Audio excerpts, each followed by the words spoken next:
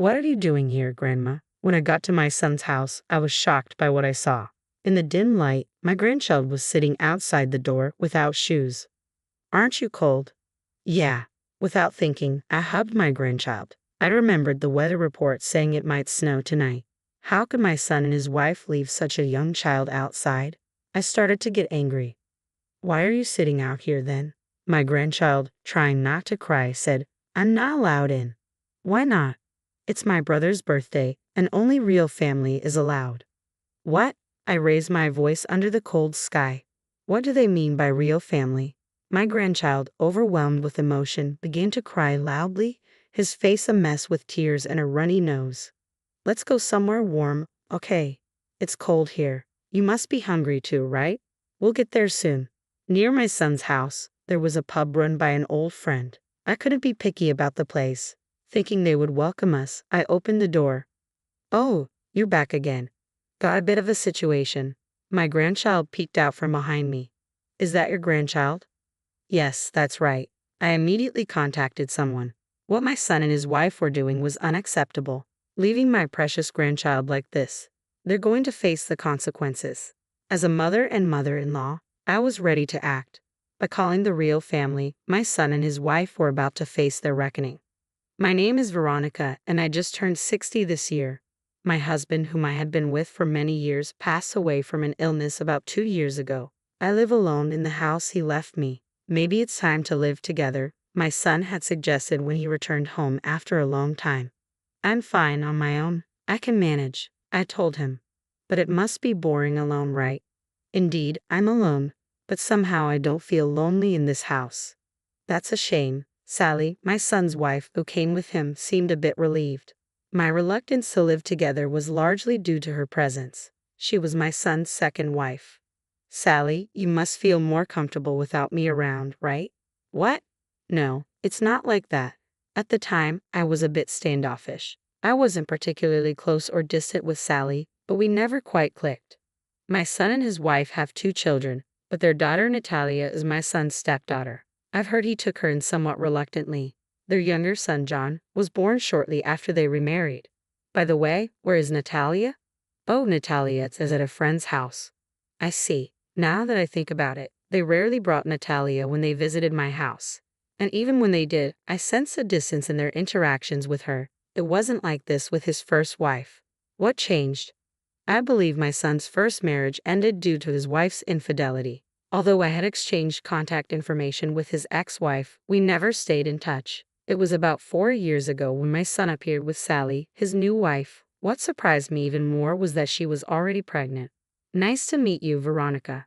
Nice to meet you too. At that time, I felt it wasn't my place to interfere if my son had chosen her. But as issues involving me began to arise, so did my questions. Sally's true nature started to emerge, perhaps because she found my presence bothersome. The recent incident with Natalia was a clear example. Is Natalia really at a friend's? I inquired. I already told you that, she replied, clearly annoyed. But little did I know, this was just the beginning. What's with the raised voice, Sally? My son entered, sensing tension. It's nothing. Sally brushed it off, shooting me a glare before turning to John. I suspected they were hiding something about Natalia from me, judging by Sally's defensive reaction. But at that moment, I had no way to confirm it. Well, we should head back now. Okay, bring Natalia next time. My son's expression darkened at my request. It seemed both he and Sally were aware of the situation regarding Natalia. We'll bring her next time. Good, please do. They exchanged whispers, but I couldn't make out what they were saying. After that, they stopped visiting altogether. Perhaps they sensed my suspicions. Nevertheless, I couldn't stop worrying about Natalia, so I came up with a plan. Hello, I have a suggestion. What is it? About living together. Are you considering moving in with us? I've thought it over, and having you here might be nice. That's great. I'll start getting ready then. The sooner, the better, right? Really? You're sure? Yes, I don't want to be a burden on you. That would be a big help. And so it was decided that I would move in with my son's family. It wasn't because I disliked living alone. My main reason was to reconnect with Natalia, whom I hadn't seen in a long time, and make sure she was okay. I had considered visiting, but the distance made frequent trips impractical, as it was nearly 2 hours by train. I hoped this move would resolve things, but there was a lingering unease. Still, I couldn't just sit back and do nothing. I immediately began preparing to move to my son's house, packing up my belongings and arranging for movers. 2 weeks later, I settled into living with them. Let's get along well from now on. From today, think of this place as your own home and relax. Thank you, I appreciate it. After the greetings, I went to see Natalia. I was speechless when I saw her. She should be 9 years old now, but she looked so thin.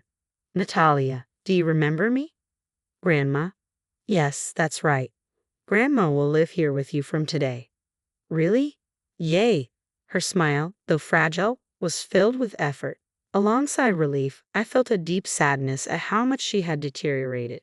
It was clear that Natalia held the lowest position in the house, but I couldn't afford to make a scene that might worsen her situation. So I took her out under the guise of helping me. I'm going to do some shopping, okay? Oh, are you taking Natalia too? Yes, she's going to help me out a bit. All right, Sally appeared displeased, likely wanting to keep Natalia away from me. Whenever we went out, I made sure to treat Natalia to her favorite foods and take her to different places. Thanks to that, she seemed to regain some color and energy compared to when we first started living together. Natalia, what do you usually do at home? Well, I read books in my room or draw. Don't you play with your mom and dad? It was difficult to ask, but I was driven by a desire to help her. Dad and Mom always play with John. When I want to join, they tell me to go to my room.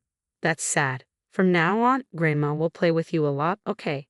Yeah, it seemed more like neglect or even abuse rather than just poor parenting. Natalia had gained some weight since I arrived, but it was clear she hadn't been properly cared for before. I was determined to protect her no matter what. Then one day, after being out all morning due to a commitment with a friend, I returned home in the evening. What's happening? As I entered the house, I heard Sally's angry voice. What are you doing? Do it like I told you earlier. I'm sorry. It appeared Sally was scolding Natalia, and the situation seemed tense. Sally, what's going on? She's frightened.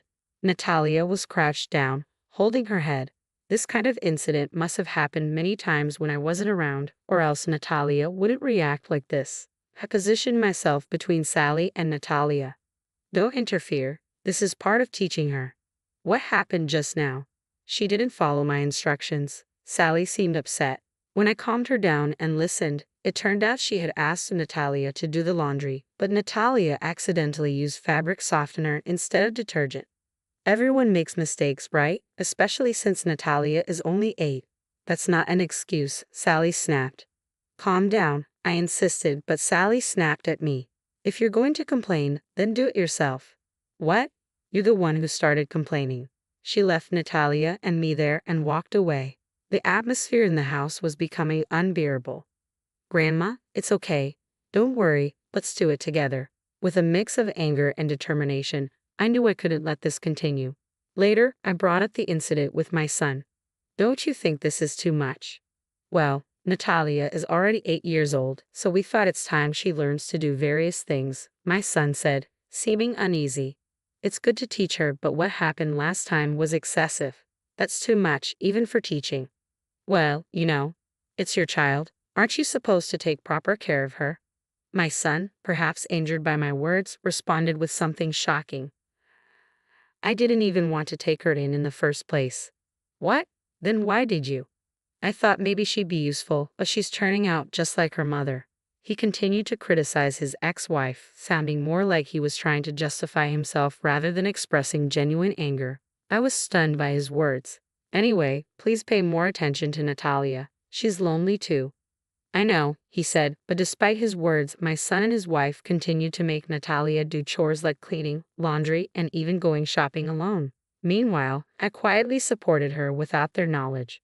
Despite being treated unfairly, Natalia never complained and worked diligently. I couldn't help but admire her determination. Curious about her motivation, I asked her why she was putting in so much effort.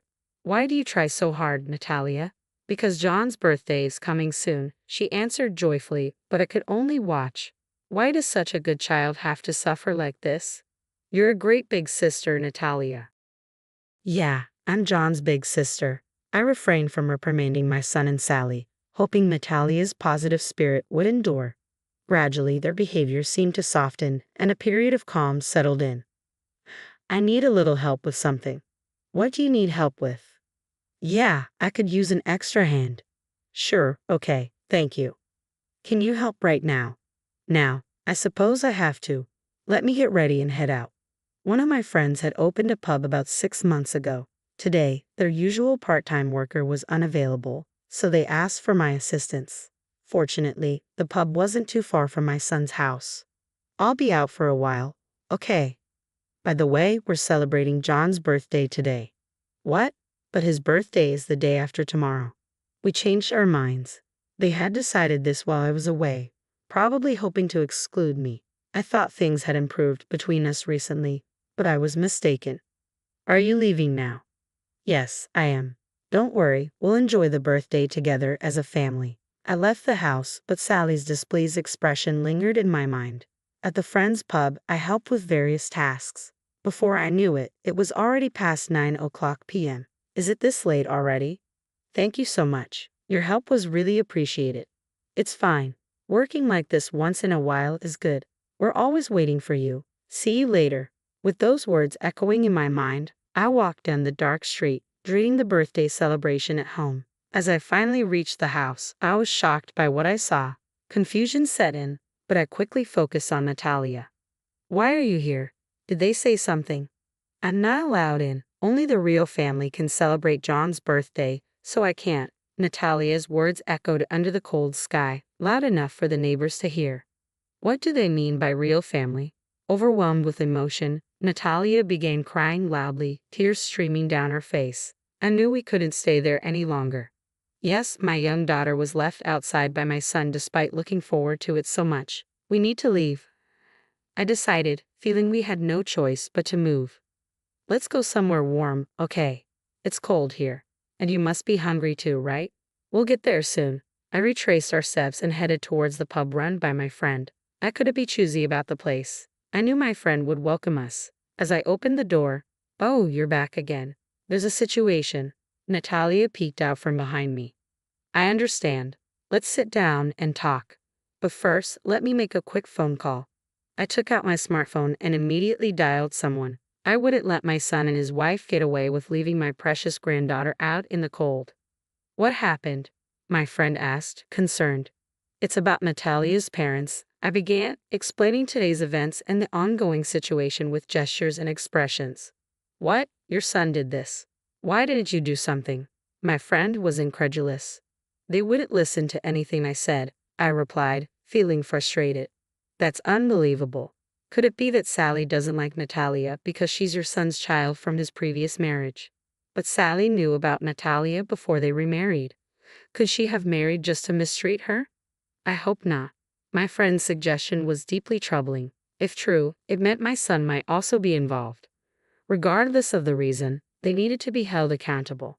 Just then, Natalia's stomach growled loudly. "Right, you must be hungry. Can you prepare something for her to eat? How about an omelette?" Natalia's face lit up like a blooming flower. "I'll go make it. Wait here," I said. Natalia nodded eagerly, and I gently stroked her head.